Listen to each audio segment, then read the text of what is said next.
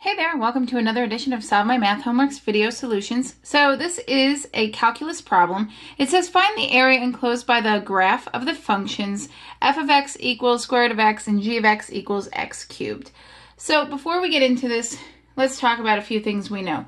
We know that the integral, we know an integral is the area under a curve, So that's the area under a curve, When we're talking about derivatives, we're talking about instantaneous velocity.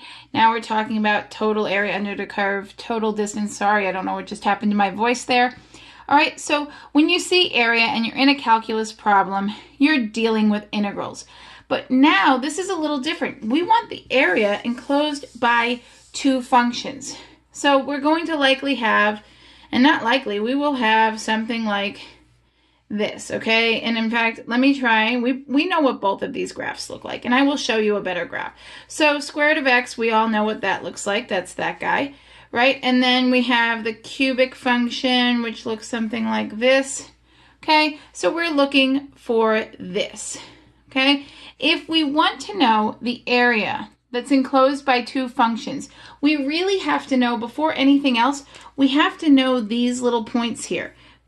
We need to know the intersection points. We need to know where the graphs intersect, And that's what we're going to do first. And you can either graph it by hand. This is obviously not a perfect graph or to scale in any way, shape, or form. This is just using shapes. Or you can use a graphing functionality tool. Your graphing calculator works. You want to make sure to minimize those windows. Don't have it -10 to 10. You know the shapes of these functions, so minimize it. I will show you. I will not go ahead and draw it. I will show you a tool I use. It is, if you don't know about Desmos.com yet, it is a fantastic tool. And they are not paying me to say this because our little channel is so small they don't even know we exist.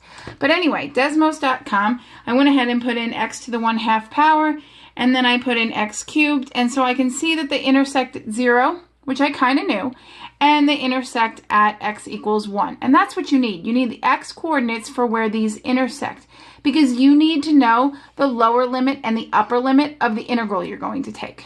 All right, so I'm going to move this out. Remember, Desmos.com, your best friend.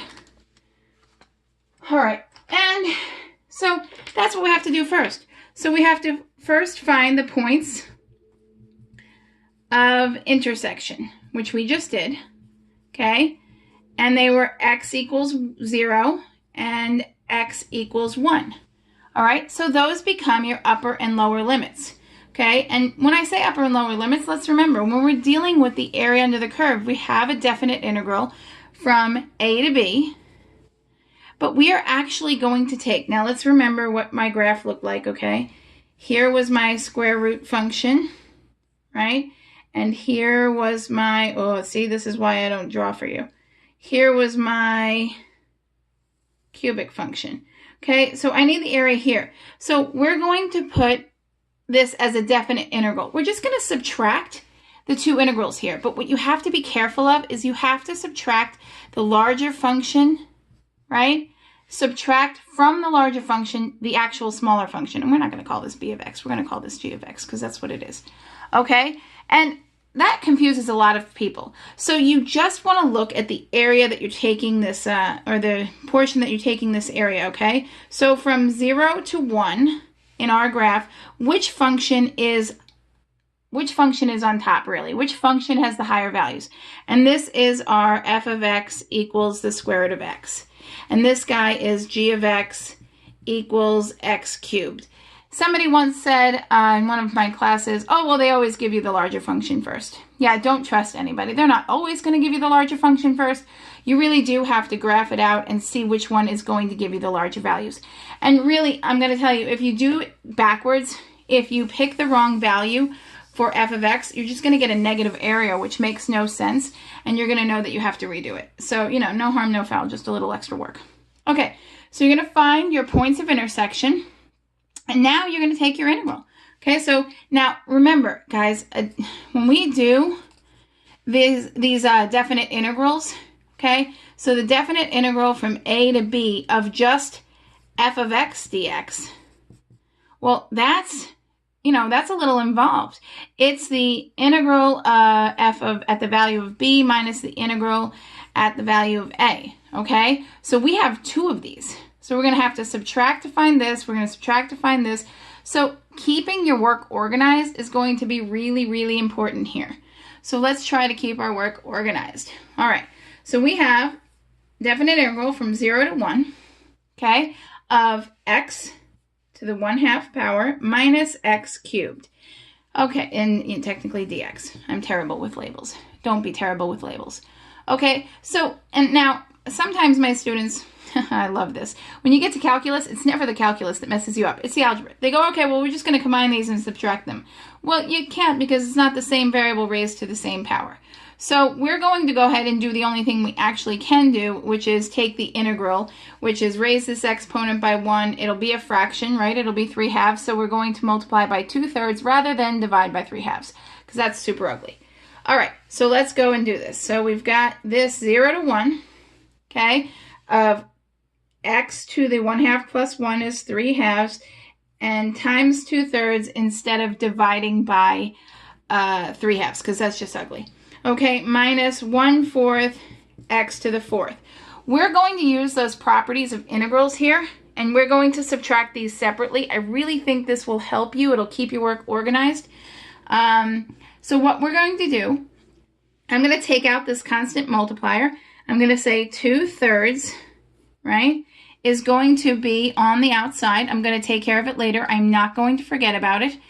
And I'm just going to say 1 to the 3/2 minus 0 to the 3/2, which we don't really have to worry about. Okay, and then we have to subtract 1/4, take that out. And remember, we had the 0 and 1, so it's going to be the value at 1 minus the value of the lower limit, upper limit minus lower limit when we're doing these definite integrals. And we will do some more definite integral videos. If this is the part that's confusing you, you just need to do some more simple definite integrals before you get into the area between two curves. All right, so where was I? Okay, so we need to do right here, x to the 4th. We're going to do 1 to the 4th minus 0 to the 4th, okay? Which we don't have to worry about that. It's minus 0, so it's not going to be anything we need to worry about. Let's pull this down a little bit more so you can see it. And hope it stays. Oh, look at that, it's going to. Okay, 1 to any power is 1, so this is really 2/3 times 1 minus 1 to any power, 1/4 times 1. So if we go ahead and do some arithmetic, which we still can do, we have 2/3 minus 1/4. So we're going to have 8/12, right? 8 over 12 minus 3 over 12, giving us 5/12. So the area under this curve is 5/12 of a unit. All right, I hope that helped. For sure, put comments or questions in the comments section. Be sure to subscribe to our YouTube channel. You know, we only do the videos, or the videos we do are just problems sent in by our subscribers. We don't get to all of them, but we get to a lot of them. So we don't do any videos for any problems that aren't sent in. So go ahead and subscribe so the next time you get a problem that gives you a headache, you can give it to me.